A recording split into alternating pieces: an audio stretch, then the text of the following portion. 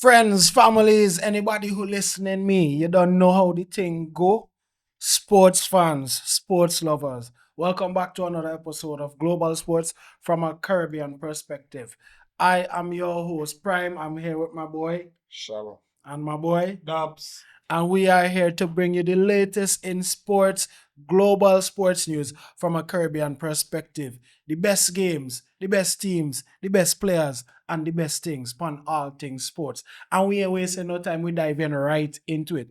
Today's episode is sponsored by, is it the much? NIIFTF, because we're not in it for the fame. Kyle, big up yourself one time. Kevin, big up yourself one time. And we wasting no time at all. We unboxing some nice merch and some nice packaging that we got here, you know. Hold on. Manga, nice. Proper thing. Proper thing, 15 of my shades. You know, as a man like my shades, and anyway, see me rolling Shabba too, you don't know. Dark shades like Rich Charles. I can't say the same, but we were rocket. Not Kyle, really. big up yourself. For the fame. 1 kb.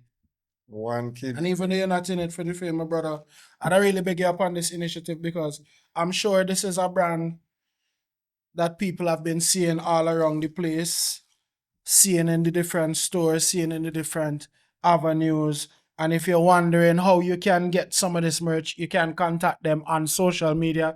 Check out NIIFTF, not in it for the fame. And listen, they got a big sale going on until the ending of the year. You can get all of the hats for $60. That's 60 EC dollars.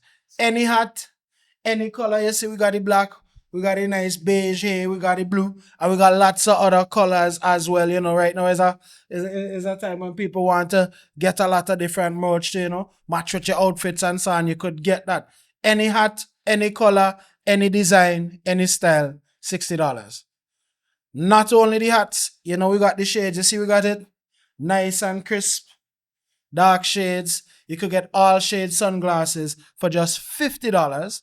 You could get the black, like we have here, or you could get the cheetah print. I know them ladies like that cheetah print. I saw some of them at Ultra Brunch.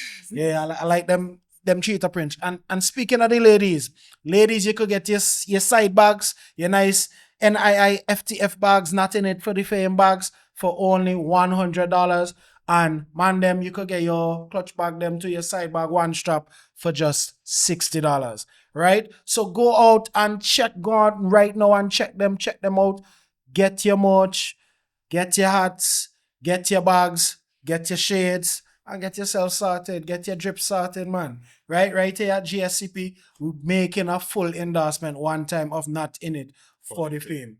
Not in it for the fame. Whoa. Never. And we're moving right along. We've got lots of great things to bring you today. Lots of great information in store. And speaking of today, you might wonder, well, what today is?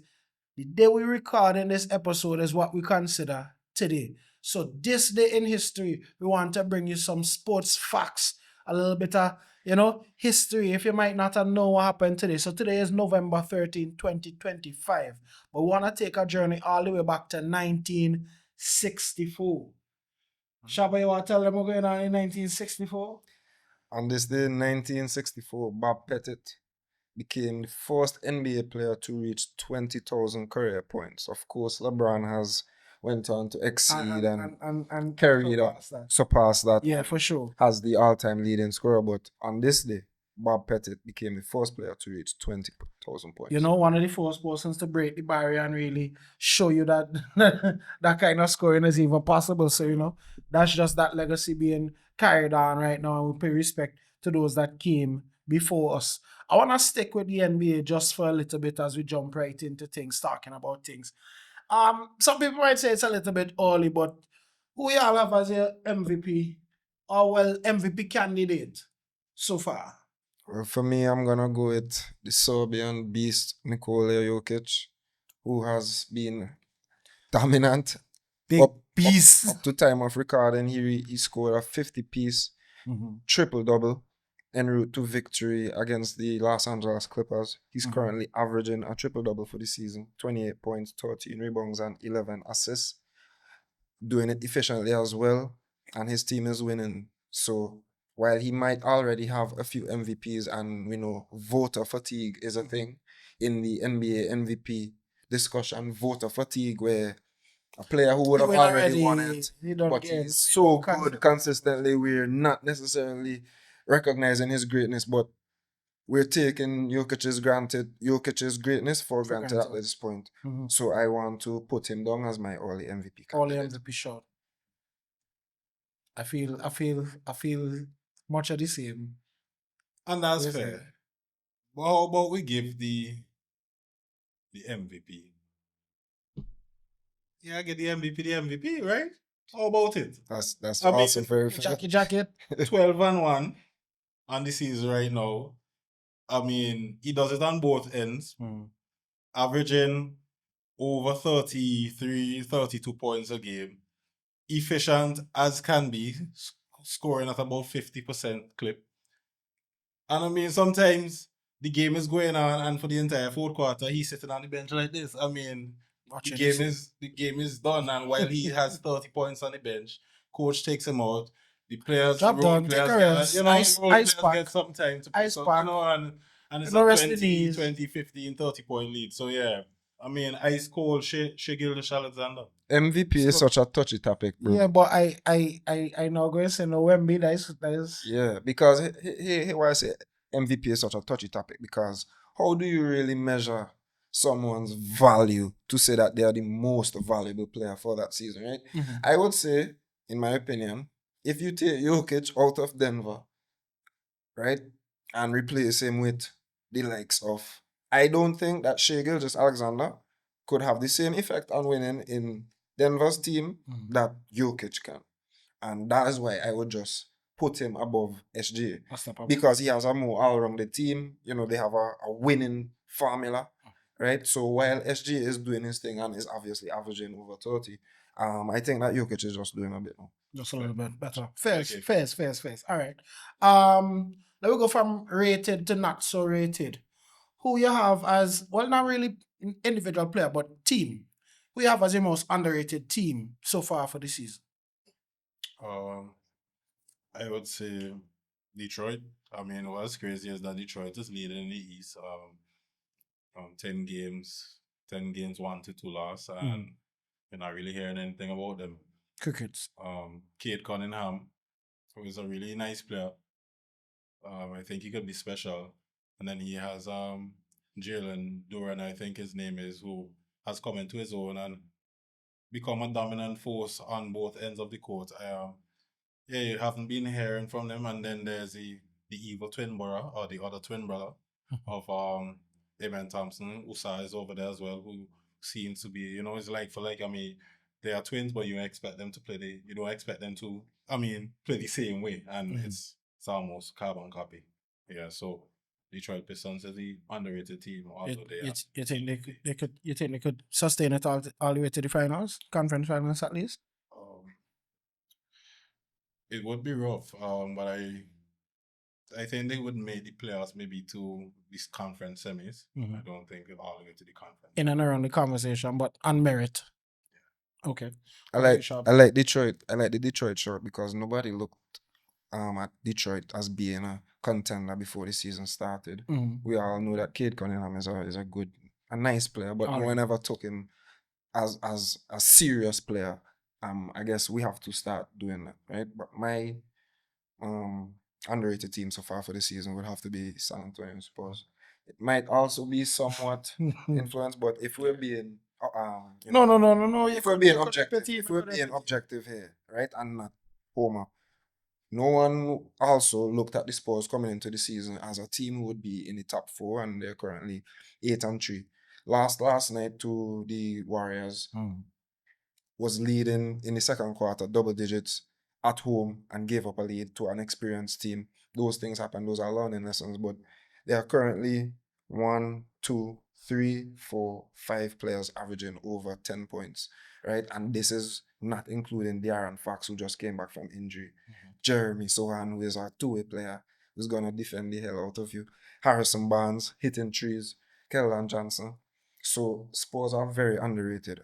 Like I said before the season, No one is expecting us. I'm not saying that we're gonna go and make a deep playoff run. Making the playoffs and winning a playoff series would be a positive for the Spurs this season, right? But Wemby and the level that he's showing at the moment could potentially accelerate the chances of being a real contender.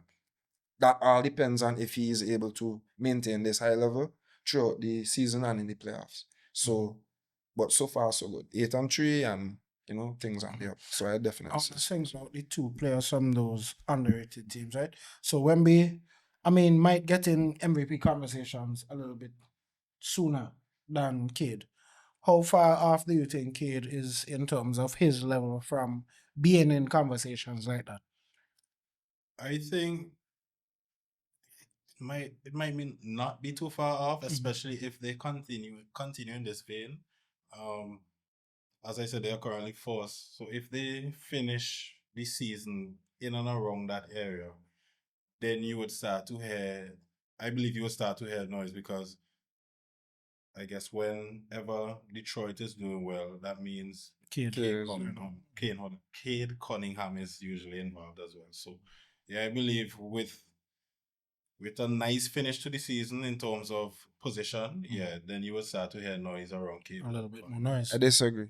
Because while I think Cade Cunningham is talented, I don't think the level, his ceiling, his best version, even at his peak, I might be underrating him, but I just don't see that much more room to for his him game than what he currently has. And what he currently has is a great bag. He's gonna be a franchise player for them, definitely for the next 10 years, as long as he's injury free.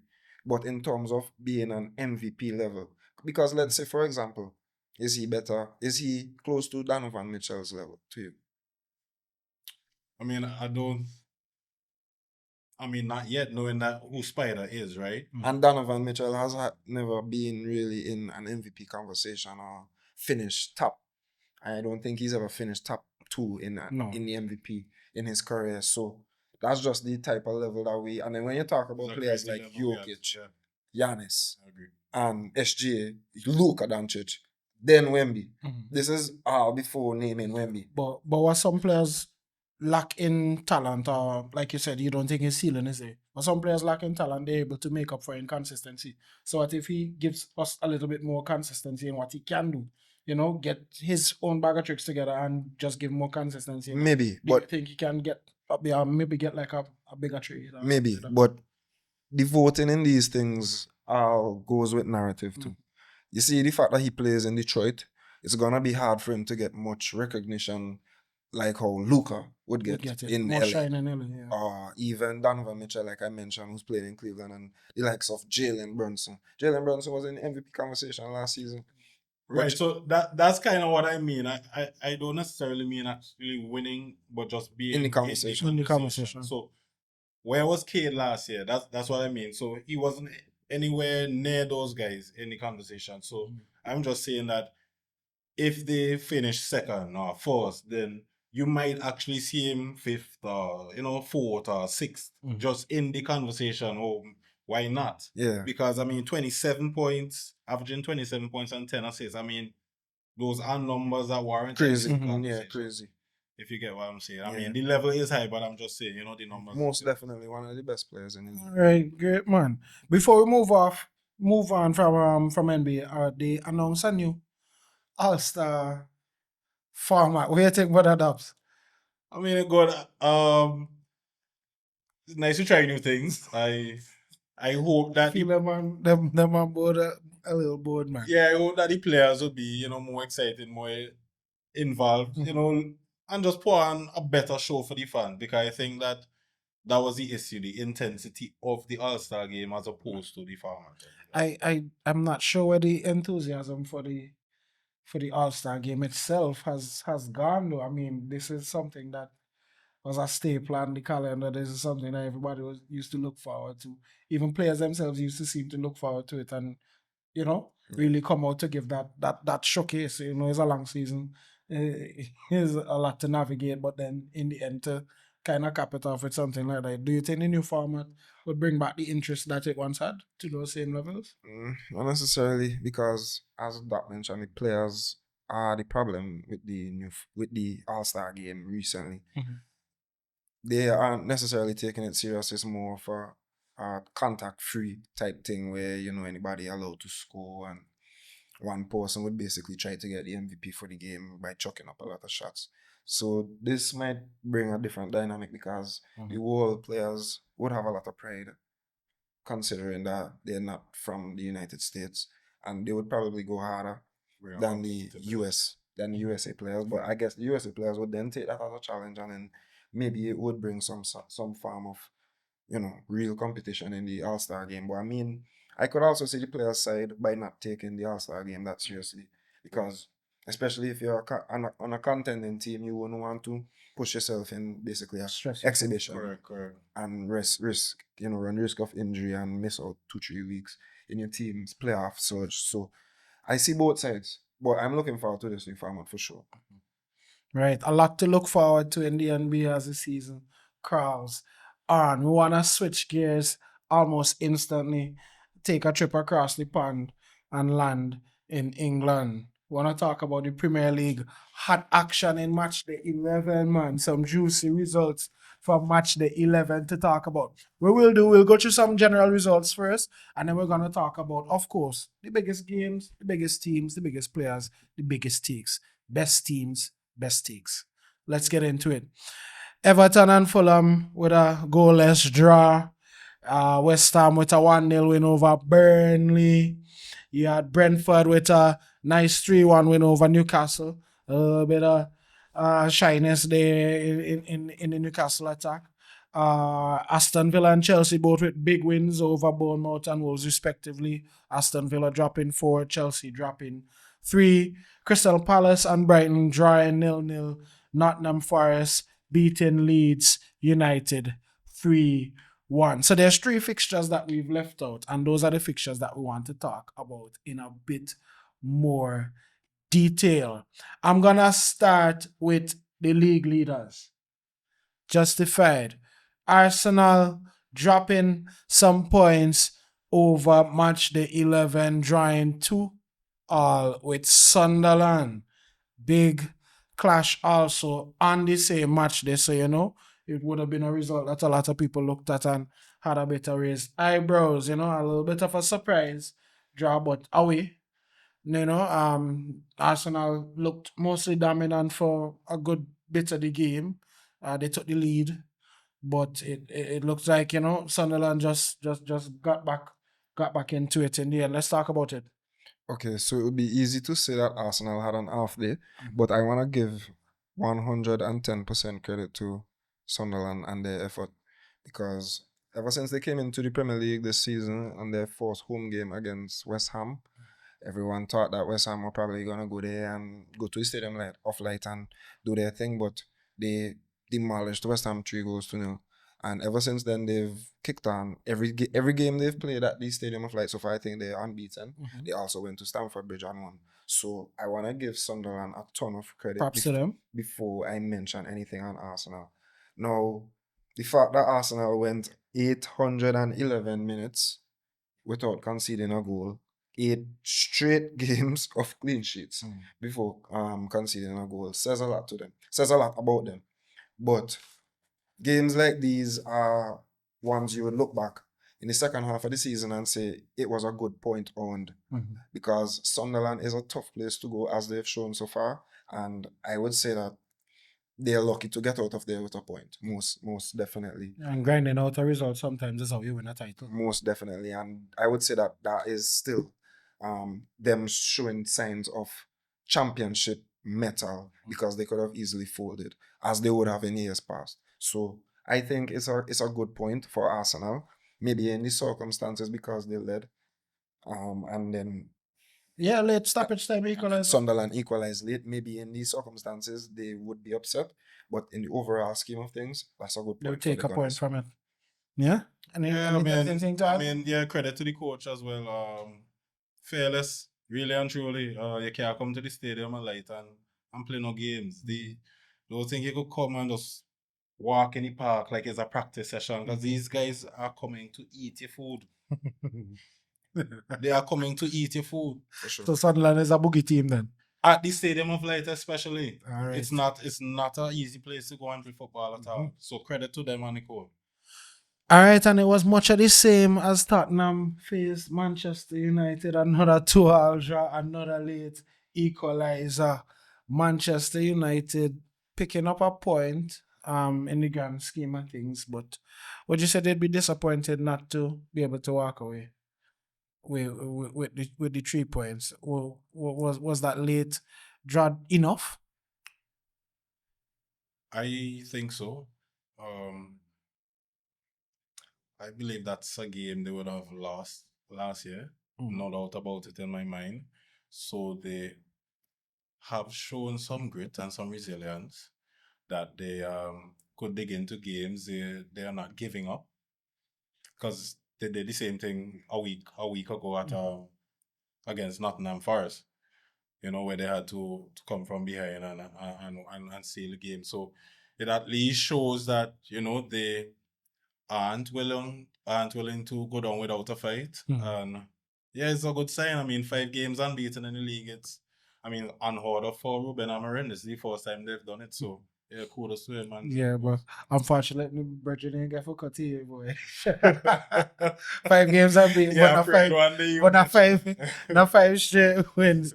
But my boy Mbomo on the score sheet yet again performing well. But would you say they let it slip a bit to have led for a large part of the game, and then later on you concede a equalizer, then you find yourself needing to go up the other end of the field yourself and try to equalize yourself after going down. Earlier in the season, a performance like this might have been, welcomed and take the point. But would you say right now, given how things are, that they need to beware of situations like that and see out games a little bit better? Well, for sure, they need to see out games better. Tottenham, because Tottenham were the one who was, United led, and then Spurs came back and scored, and then had the opportunity to see out the game. So, but let me just rewind to the game. The game itself was horrible, as in quality-wise, it wasn't the greatest show on tour for sure, right? Sure, both teams combined for less than 3 xg, right? And both teams were sloppy in possession. So that's the first thing I wanted to mention. You mentioned that Mbomo opened the scoring. Now that's his 6th goal so far this season. He's definitely been United's best signing so far. Great value for money. But as Dopy mentioned, there are 5 games unbeaten, right? So if we're looking at the glass half full, I'd say that United would definitely take a point at Tottenham.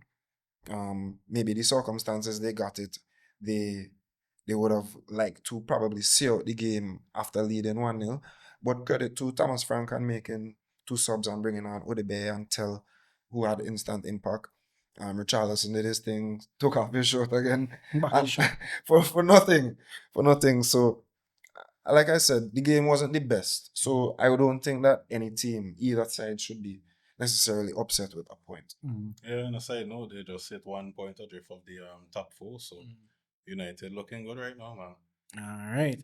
And in the big fixture for the weekend, it was Pep Guardiola's Manchester City coming up against Arne Slot's Liverpool. I want to say, I told you so, but remember, in the predictions, You said I went City. for Pep, I went for City. And so said, so done. 3 of the very best. Dominant win.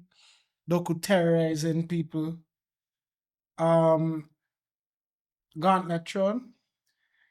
Well, that was a stunning performance from City. Probably City's best performance since the season before last season, because they were poor for the majority of last season. That was probably the real City, the first time we've seen the real City since last season, right? So it was really surprising considering the way that Liverpool performed against Real Madrid. But I guess we could say due to that performance and the kind of physical effort that they put out there to defeat the Merengues, I would say that definitely is told on Sunday at the Etihad. Now, Doku had a stunning performance. Let's be clear. We saw Conor Bradley against Vinicius Jr. and he looked like Cafu, but today he looked like Maicon against Gareth Bale. Well, when he came up against Doku. So Doku was stunning. Haaland with another goal despite missing an early penalty. So I think that City look frightening again, and Arsenal should definitely be worried. Yeah, I think so. As I said last week, once these guys get going, it's hard to stop them, especially when Haaland is in the form that he is in. Liverpool's approach is kind of weird in terms of they were exposed and they didn't adjust.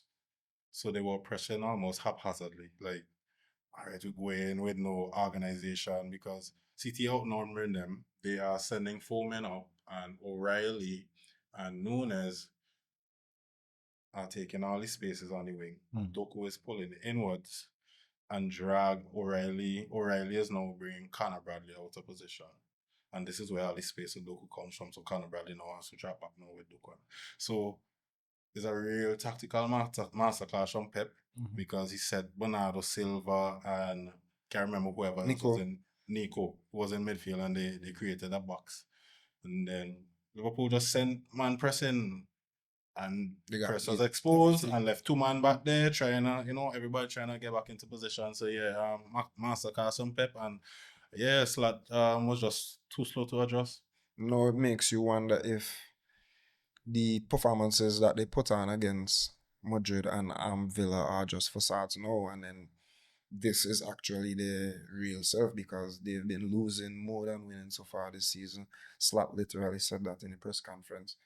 I don't know if he meant it jokingly, but that's what he literally said in the press conference. So they've got to step it up because they're falling far behind in the title race. Right, they're currently 9th, but they do have a good run of fixtures coming up, starting with Nottingham Forest at home. So we'll see if they turn it around. Could get kicking again. All right. Well, lots of action in match day 11 for the Premier League, but Spain is already on match day 12. We want to look at some of the results from the big three in Spain over the last set of games. We're going to start with Atletico because I know. I know Shabba has a thing or two to say about the last fixture. Atletico with a nice little win over Levante. Griezmann with a brace, 3-1. As well, that ends well. I want to talk a little bit about Griezmann though, and it's a precursor to something we'll mention a little bit later down in the show. Anytime Griezmann starts looking good, Atleti look good. If Griezmann isn't playing well, Atleti isn't playing well. I think that's synonymous right now with Atleti. What do you think are the chances for them to stay in the title race? I think Atleti has one of the most stacked teams in the league, if not the most stacked teams in the league. Squad depth wise. Squad depth. Yeah, players for all positions. I mean, some might be getting old and they might need to replace them, but at the same time, they have the tools to deal with any opponent that comes toward them. I just feel the issue with them is consistency and consistency because they tend to be a 1-0 team and then meet us to give us 5, of course. But it's never ruthless. Yeah, if you get always. That's not the intention. Never That's not the ruthless, mindset. and I feel like some days with all those players, they find it very hard to unlock defenses and to find the back of the net. So that's the issue. One of the major issues for them with all that quality. Yeah, back in the top 4, just 6 points. Yeah, they're currently on a 4-game winning streak. I mean, we don't necessarily hear much Simeone out talks when they're winning because things are calm. But to be fair, they are expected to win these games and beat these teams comfortably. And as you say, Griezmann is getting back to form, so we have good news for them. All right. Elsewhere at the Catalans, we had A game against a side I don't really like to play, particularly because of one Mr. Iago Aspas, but I think he decided to give us a little break this time around. Winning out 4-2, the result kind of polishes what it was in reality for us. But wow. Robert, boy, pick up yourself. Big up yourself. Back from injury and showing everybody what a world class number 9 looks like. We always need a world class number 9 at Barcelona. The system that we play, it don't work without somebody who could give 30, 40 goals a season, to be honest, up top. And it's insane that at this age, I mean, the age thing, we put that aside. This is a well experienced, well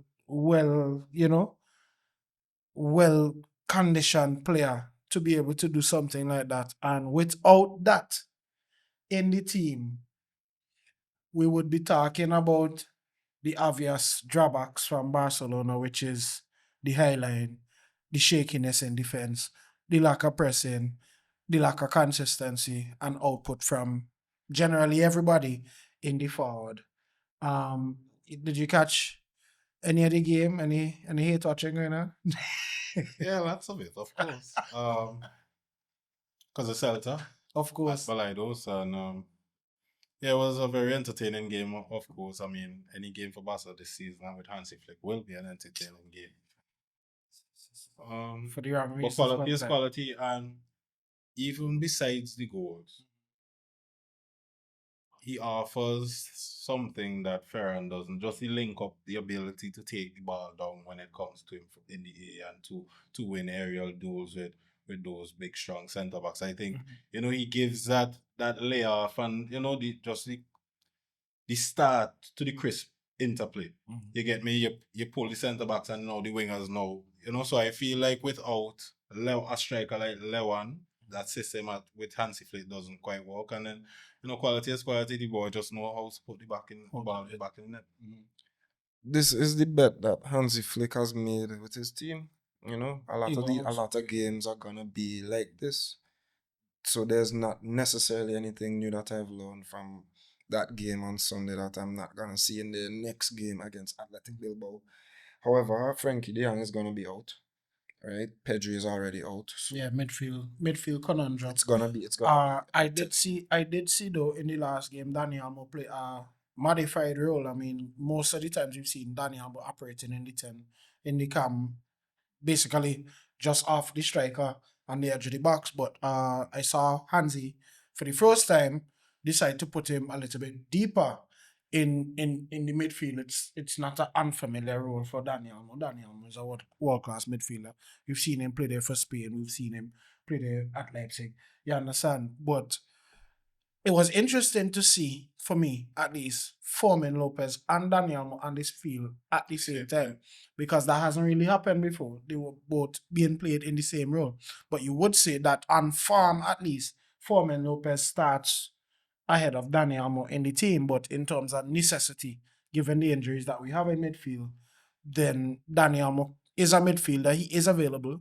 He may not be warranted in starting over Foreman in that role, but he can still find a role in the team. So I'm hoping to see some maturity and some step up from him. We also have young Mark Bernal, who is still recovering from his injury. We've been managing the load and introducing him back into the game a little bit by bit. But I expect that this is, no time like the present, and necessity is the mother of invention. So I'm looking to see what Hansi Flick can do with the midfield. But before we move to the last game in Spain,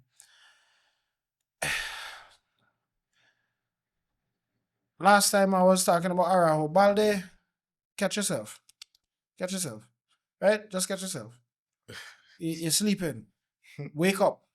Right? The team can't be pushing up and you dropping back, and then the team dropping back and you pushing up. Catch yourself, my brother. right? Catch your rhythm. Somebody and Araho I go talk about you because you just have on the captain armband from time to time. Marshall, the defense, man, just that's what Inigo was doing. Inigo isn't the fastest player in the world, but he was talking and commanding, being a leader of men and making sure that he establishes that, yo, this is the system we're playing. We believe in it. This is what we're doing, and this is how we accomplish it. Look how many times we're able to catch teams offside. It's not that we weren't scared of conceding and so on. We were conceding a lot of goals, but at the end of the day, we were doing something about it, understanding the system. Y'all look lost. Y'all look surprised every time somebody play a ball over our through and they end up 1-on-1. Why are y'all surprised? That's the most obvious thing ever, y'all on the half line. Come on, man. I'm tired of seeing the team concede the same goal week in, week out. It's not good for your mental health. that's It's that, entertaining for the neutral, but it's not fun. It's not fun. It's not every week you're going to get a hat trick out of a 37-year-old striker, but big up yourself. That's the bet Flick has made. Right? You're gonna live and die that. Y'all gonna live and die by that style. So Big up yourself. Right. And then that was a good result, particularly because it allowed us to make up some ground on Real Madrid and Rayo drawing a bit of a Madrid derby there. Has to be said as well. 0-0, dropping points for the second consecutive match day. No goals between the two, but you'd have to say that right now at least it's not. I wouldn't say it's crisis or anything like that. I just said that there's some issues to be solved from my perspective of looking at the game. It's not that you didn't look dangerous throughout the game, but I don't think that it's working out in terms of the experiment with the right wing. I think Chabi needs to let go that one and try to find another solution. But I know you all have your notes. So I want to hear some of the analysis from the game, from the draw. okay, so even before the game, when we had the last episode, I mentioned that away at Vallecas is a tough hunting ground for us. That's now 4 consecutive seasons that we've not had a positive result there, meaning we've not won away at Rayo Vallecano for the last 4 seasons. So with history already being set, there's already a precedent for us going there and not performing well. Double that with the fact that we came off a disappointing result against Liverpool on Tuesday. This was an even more disappointing performance because a reaction was expected because the aftermath of the Liverpool game in the Madrid media was hell. So a reaction was expected, and 0.82 xG is no reaction. 21 shots to create not even one single quality chance based on expected goals. Is horrible. It's horrible. That's 2 games in a row now we go and score a goal with talented players like Jude Bellingham and Vinicius Jr. and Kylian Mbappe, Arda Güler, etc. We can't score a goal in 2 games. We just saw Liverpool concede 3 goals to Man City. Right? Rayo Vallecano is a team that concedes goals every week. They're probably going to concede 2 to 3 goals in the next game. But we cannot create proper chances against them. There's a problem, right? And the problem is, well, to be honest, there are a few problems. Right? But while to not get too down into the problems, because we know some of them are notable. Xabi Alonso has now come in, and it would take some time for him to implement his style. That's one. The midfield balance, we've mentioned it on multiple occasions. Teams that sit in a low block, difficult to break down naturally, even if you have a Cruz and Modric controller type. But without one, it's even more difficult, right? On a positive note, however, Eder Militao has been our best player in the outfield, right, aside from Courtois in the goal. So that's a major positive because he's been holding it down very well at the back. And that's coming off of 2 ACL injuries. So much shout out to him. Yeah, big up, right? But the inconsistencies of the midfield and something I mentioned about Mbappe in the last episode again, about him being absent in games like these when we need a Robert And you need Lewandowski something, type up there who could just kick the ball up to and he could take it down and turn and he only thrives in space. So a lot of work need to be done because our next set of games after the international break are tough. Stacked. Elche, Olympiacos, Girona, Athletic Bilbao, all away from home in a row. We have 4 consecutive away games after the international break, so we have a lot of work to do. All right. Any thoughts in regards to the game? 0-0. 0-0. Oh, cool. Right? Let's take a trip over to the Bundesliga. First things first, Wolfsburg tell the manager, hit the road, Jack. Don't you come back. What a Bremen beat them and man them sack man. As the game done. I say, somewhere else, my boss. No, yeah, so. Bayern have dropped points for the first time for the season. Sound the alarm, Bayern is no longer going to win.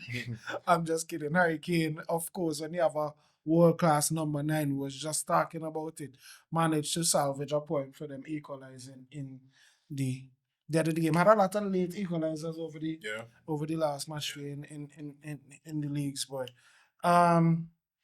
any issues for Bayern? A bit of fatigue from the Champions League? Maybe so, but maybe I think it was Union Berlin. It was a Union Berlin, they did. tough trip to the Sure. capital. Union went ahead twice, Yeah, I think, and Diaz equalized. yeah, Doku score again. Diaz on form. I think that's like 2 goals in a week, and then I thought Doku had a burst. and Doki is who had a brace Union Berlin. Yeah, but yeah, I think it's just this a one-off game. Union Berlin well set up. They playing at home. Caught Bayern out, and Kane was just in the right place at the right time when the cross came into the box. That's who we want the ball to fall to. The big bad number 9 and all that. All he needed was the deftest touch, and it went in. All right. It goes to show that the winning streak that Bayern were on was very impressive because it takes nothing to drop some silly points away against a tricky team in your league. So credit to them. They're now on a 17 game unbeaten run despite dropping some points here. Luis Diaz actually opened the scoring with a brilliant finish where he basically chucked the ball around the defender and then pen it up from a very acute angle, right? So if only we had money. Shout out to him because again he's been one of the best signings in Europe so far. One of the best players in the world, most definitely. Kane with his 14th goal in 10 league games. So and the man still have Olise. And then man still have Jamal Musiala to come back. Well, yeah, very soon. Right? So the game against Paris Saint-Germain in the week obviously would have taken a lot out of them, especially considering that they went down to 10 men and had to do a lot of defending. But that's a hard fought draw, just like with Arsenal and Sunderland. It's not a point that Bayern necessarily, cry over. All right. It's funny though that we spoke about all those streaks last week. And all of them get snapped. We jinx them commentators. Let me throw a little pick on Xabi Alonso's current team struggling to score, but his former team not struggling at all. Dropping 6 in the last game. They were 5-0 up by halftime. Yeah, that's crazy. yeah. But they have been finding it difficult this season. A little bit difficult. Heidenheim isn't necessarily the best opposition. No. Cannon further. Dortmund going through a bit of struggles, even though they're still maintaining, I think, top 3, top 4. They had a draw with Hamburger. They had a disappointing performance against Manchester City, you would have to say. How are things looking for Dortmund this season? I don't think they have enough quality, I think. And when I say that, the first person comes to mind is Adeyemi. He's lightning quick and everything, but you have to say this might be the last season. Yeah, he needs to be a bit more decisive. He's older than Doku, I'm pretty sure. He's been around for a while, and he just doesn't seem like he's getting better. He's one of those good players. You see the potential, but he's just stagnated. Yeah, so I just feel like just a lack of quality all around. Good players, but lack of quality.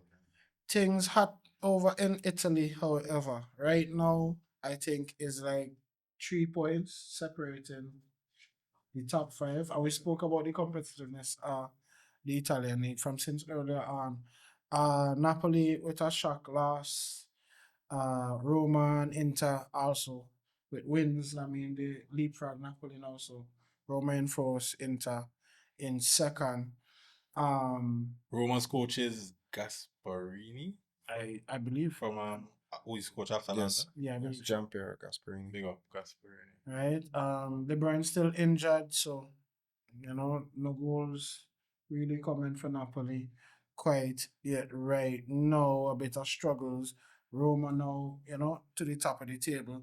Pellegrini got a penalty in the game as well, so he was able to convert and get the one up on Napoli, but Inter Lautaro bad no. I want to hold it though. I go hold it. That's a real bad mascara bad goal. Yeah, so every season I try to make the point that Serie A has the most compelling title race, and this season is no different. There's literally up to 4 teams, maybe 5, that could win the league, like genuinely win the league. Inter and Napoli, the reigning champions, will be favorites by obviously most observers, but Milan, Roma obviously have shown they have some staying power so far, and Juventus can all win the league. So, and as Prime mentioned, Roma and Inter are tied on 24 points. Then you have Napoli and Milan on 22 points. Bologna is there, 21 points. Juve 19 points. Como 18 points. Real Shout drama. out Big to obsessed. Shout out to Como and Nico Paz. Real drama. So the title race is very hot. And Juve and Issy actually had draws. Correct. So them they drop points. Correct. So if they had one, it could have easily be an even Yeah, Juve had closer a derby. closer So race. that was a tough game Torino? against Torino. Torino. So, and Milan played against Parma away, which is another tough game. So Atalanta lost as well, a bit further down on the Serie A table. I think it was the 7th league match without a victory. So even though they win in the Champions League, you see that they're still kind of struggling domestically a little bit. yeah, It just correct. goes to show you the levels and how competitive it actually is in Serie A. So if you're looking for, another league to pick up, another league to keep your eye on, you could take a little look over in Italy. Some exciting things going Yeah, on. it's not all about the Premier League. It's not all about La Liga. It's not all about the Champions League. No, we gotta spread it around because we gotta get informed on what is happening with the best teams, the best games, the best players, the best takes from the best sports. We wanna wrap things up in European football by looking at League One, in particular, PSG grinding out a 3-2 hard fought when you have to say over Olympic Lyon. John Neves, who is another shout I have for a little bit later down. Well, not so much later down, but soon in the program, had a late stoppage time winner this time. I tell you, real late goals this match day. Yeah, bad goal too. Late win. You have to say it. Much like Atletico, PSG quite stacked, boy. Silently stacked. Yeah, PSG. I would say that they would have 1 or 2, maybe 3, 4 games like this a season against the other top 3 to 4 teams like Monaco and Lens and Lille, and obviously Marseille, who are the main contenders. I want to shout out Marseille though, because Marseille have been playing very well so far this season, especially in Champions League. When they played against Madrid at the Bernabeu, I was very, very impressed. Mason Greenwood and Pierre-Emerick Aubameyang firing. They're the leading scorers in the league so far. They're scoring now. Right, with 28 goals. They have more goals in the league than PSG so far this season. De Zerbi, the coach, he's been known from Brighton to play a very attractive style of football. Very attractive style of football, and he's carried it over there. They're only 2 points behind. They're only 2 points behind. Both players PSG. you mentioned scored in the Exactly. in the match. They beat Brest 3-0. Very much aware that Aubameyang and Greenwood. And Aubameyang had another late goal. Right. So I wanna give some credit to Marseille, who are doing very well this season under Mr. Roberto De Zerbi, who deserves his flowers. All right. Good things going on all around in the world of football. That was your weekly news roundup from the top 5 leagues, looking at the Premier League, looking at La Liga, looking at the Bundesliga, looking at Serie A, and of course, looking at League One. We want to pick, though, And not just from the top 5 European leagues, just from current sports, because we were speaking about the NBA earlier. We want to pick your man of the match from the last week of sporting activities, mainly across football and basketball. Even if you have outside shot, we'll take it. I'll let Shabba go first, Dopy, and then I'll wrap it up with my man of the match. Okay, so my man of the match this week is Igor Thiago. Not the most household name, but you should get to know him. 2 goals against Newcastle to condemn them to a 3-1 defeat. Right? That's now 8 goals for him so far in the Premier League. He's the second leading scorer behind Haaland.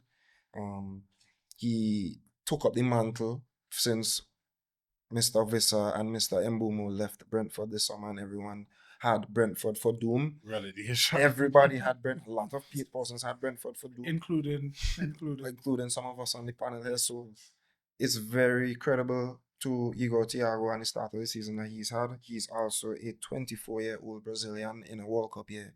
So opportunity look out. Opportunity on the table for him to make Carlo Ancelotti's World Cup squad. Especially because Charles, right? Joe Pitt and them. And Rodrigo.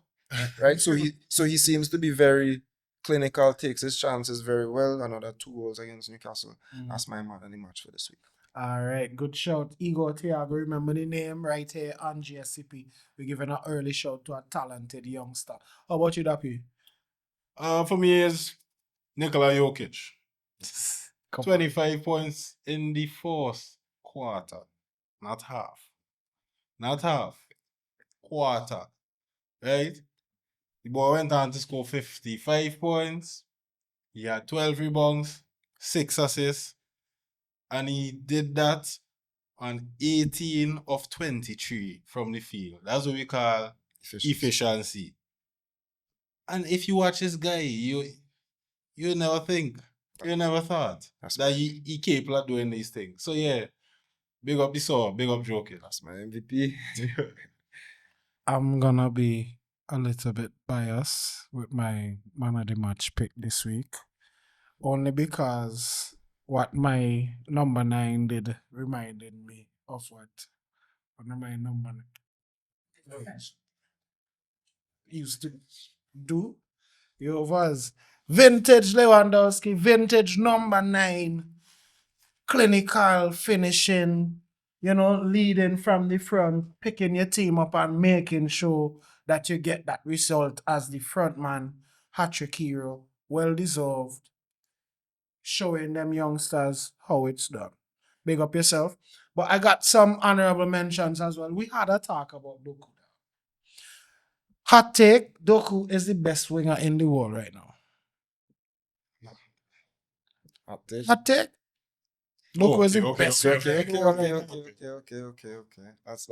That's very hot. Who cooking people like Doku right now? Not even, I would go as far as and say, not even Lamine. Right now.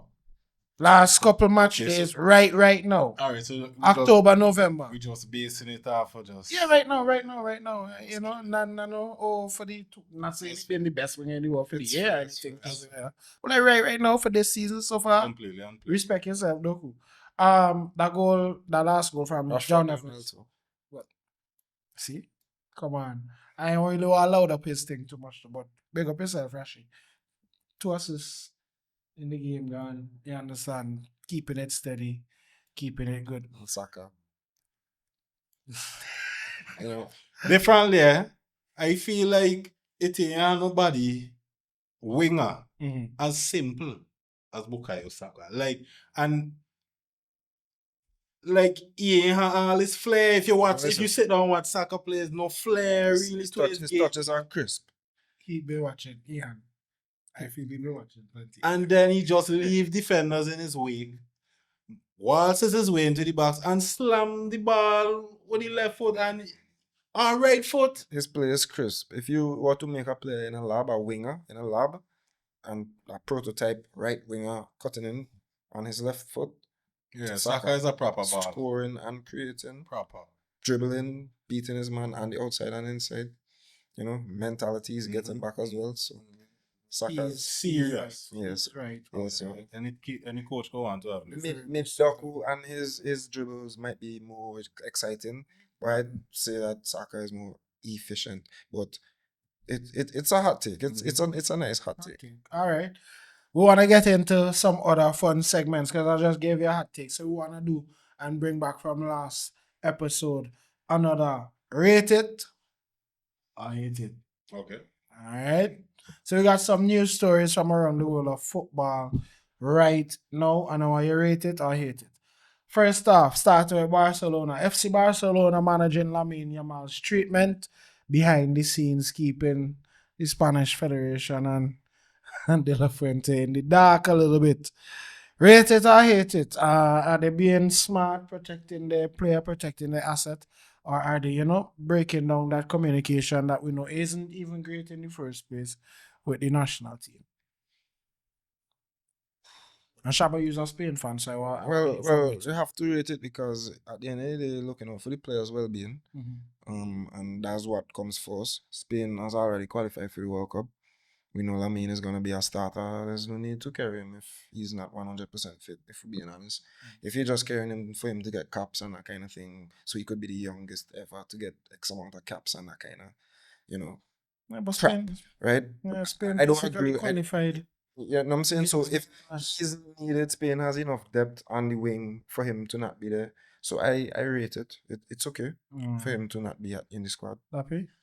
I mean, if Lamine plays, so is he injured or not? Because if he plays, He had a procedure. right, so boy, But if he just does played. come, He just played the last 6 games. right. So for Barcelona. I think I go hate it. Like if there's actually something wrong, yeah, let's. Yeah, if there's But something if wrong. they're If they're faking it, then if there's I gotta hate it. What's the time, man? If it's faking. yeah, so it's left to be seen if Lamine plays the first game after He's the definitely- international he's break, definitely and then gonna we'll start. come back to it.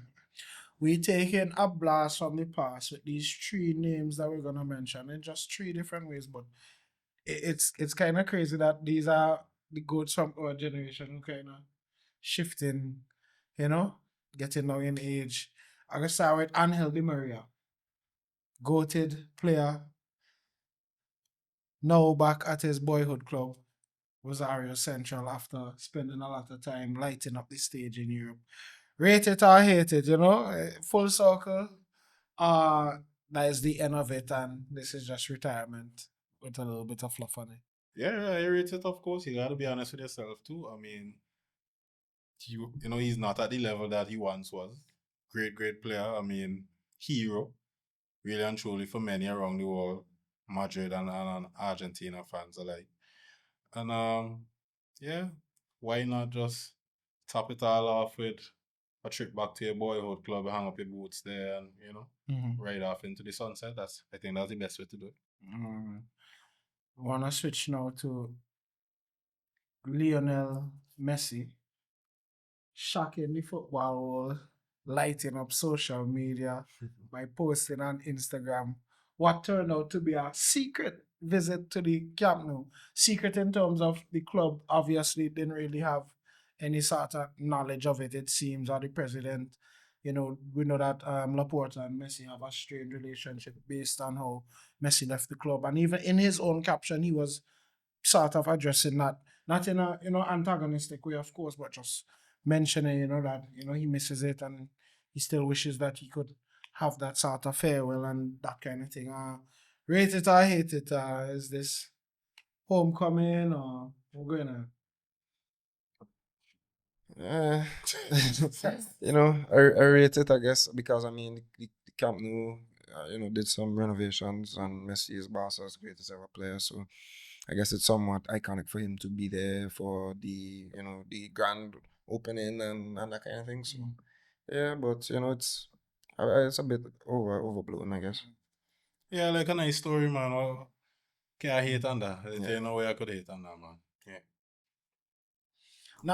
Obviously not for Lionel Messi. I mean, it's heartwarming to see him at the stadium and at the Camp Nou in general. However, I think the media storm that it causes and all the rumors, what's gonna happen, rehashing how he left and all of these different things.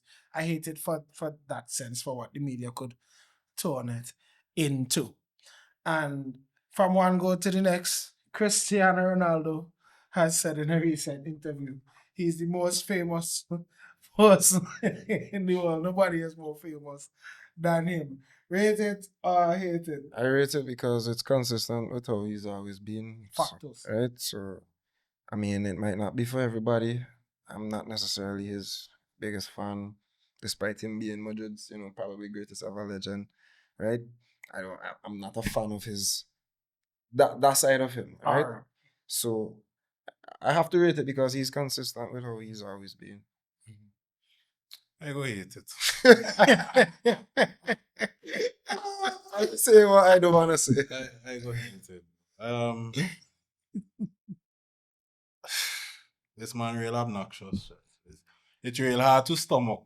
Sometimes like let people talk. And I mean, as much as there are many people who say he is the greatest ever, and so I feel like he's just not humble, dog, and it always comes off so wrong, and arrogant and condescending. I hate it. And especially considering who he did the interview with Piers Morgan as well. Not, Two of the not most- his, not his fault. Two of the most likable persons in the world. Not his fault. Piers Morgan interview. Yeah. Definitely not the last. And probably won't be the last. And the last one, even though I know everybody is gonna rate this, at least I hope. The Canadian Premier League final was played in the most Canadian way ever. I saw clips of the goalkeeper shoveling snow off of the field. I see a man celebrate by diving into a pile of snow. And I see a man kick a wicket. If you see a bicycle kick, well, let me say there's an icicle kick. There was no green on the park, I couldn't believe Bring- my eyes, bro. Bring back snow games. I can't believe it because it's been a while since I've actually seen a game like that. I mean, I remember earlier versions of FIFA when you would actually go and change the weather settings just to play in a match like that and you see them and come out in the black Can't you box see and everything. bro? That was Yeah. That's crazy, man. Rate it or Rate hate it, man. Most definitely. Rate it. Yeah, Often you see We have to rate that, like man. It's like moments like that make us love football. Moments like that make us love sports. Speaking of loving sports, No, it off. we wanna touch on Vinci Heat just quickly before we go. I wish it was in a better result to bring to you, but we lost 2-0 to the Dominican Republic, and Statsman Sharp has some takes from the game. We also have a shout out to do.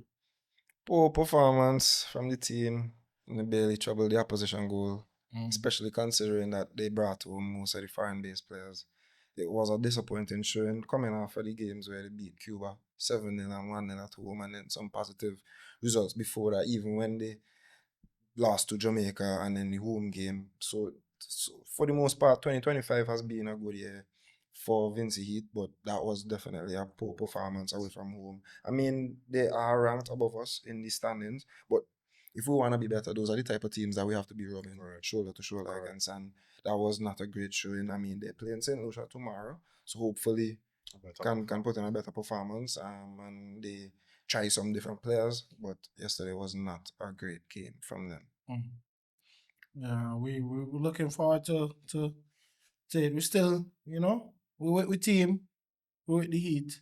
We hope that you guys keep cooking again soon. Gentlemen, if we don't have any other business, we want to give a shout out right now to, one of the most influential and impactful players that we've had on the national team while we're on the topic of Vinci Heat. We believe here in GSCP in giving people their flowers while they're here, while it's due, and we would like to do that in that moment. Drum roll, please. Shabba, who we bigging up today? Okay, so on today's episode, we want to shout out Mr. Cornelius Stewart. Right? You up yourself, Connie. Want to shout out Mr. Cornelius Stewart and editor, clip this for me, please. Carney has been named as one of Vinci's sporting ambassadors by by the Prime Minister in the last independence speech on Independence Day, and it is well deserved for one of our greatest ever players for the national team. 76 caps and 26 goals, still going strong, Influential, still going strong, impactful. still the captain, Right, true. still performing, still scoring great goals, still performing out there as well. So, shout out to Carney. One can. On Carney. On that note, I'm bigging up people. I want to big up Team SVG on placing third in the 33rd OECS Swim Championship. Yeah. Actually, I have a still on that team. Yeah, we have a Kenny's Green who claimed the title of under 15 girls. She collected 93 points, 8 gold medals and 3 silver medals, as well as Kian Dishang. I'm sorry if I'm butchering your names. He was the under 11 to 12 boys champ, 91 points with 11 medals. So just bigging up people, the youths who putting Vinci on the map, and it was a good train. Grenada actually won the whole thing with a 1260. Yeah, I saw the celebration video. Big up Jab Nation as well. But yeah, it was really good to just see everybody out in their colors, all the different nations. It was 166 swimmers from 8 different countries. So all that out there in Shrewsbury. So it was nice to hold it, and big up Shane Cadogan as well and Coventry. So Big up to the guys one time, man. It goes to show, we have an avenue here for sports tourism. Definitely. So the local sports scene is heating up as well. This brings us to the end of another episode of GSCP. Today we were sponsored by Not In It For The Fame. Check them out for the merch. Remember, you can get them right now. They got a big sale going on, right? You can get your hats, you can get your shades, you can get your bags. This has been another episode of Global Sports from a Caribbean perspective. One GSCP.